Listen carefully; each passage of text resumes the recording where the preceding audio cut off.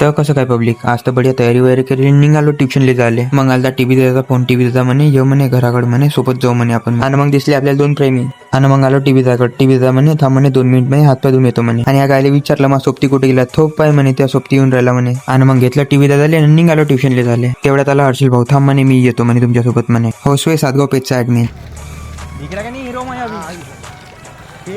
Tuition मध्ये आलो ना, हे सांगत होते आपल्या इथं अॅन्युअल फंक्शन आहे म्हणे. मग झालो आपण खुश. टीव्ही दादा तर बम अभ्यासावर भिडून होता. हर्षल भाऊ तर बम गाण्याचा वाईब घेत होता. आपल्या इथं अॅन्युअल आहे म्हणलं, ह्या म्हणे डान्स घेतो म्हणे मी म्हणे. मग आपला टाइम झाला, चला म्हणला घराकडे जाऊ आपण. घेतला आपल्या सोबतीला, निघालो गोष्टी करत करत आम्ही. टीव्ही दादा सांगून राहिलो त्याच्या मैत्रिणीचा बर्थडे आहे म्हणे उद्या. आणि मग या शूटर लोकांना केलं बाय बाय ना, निघालो आपण.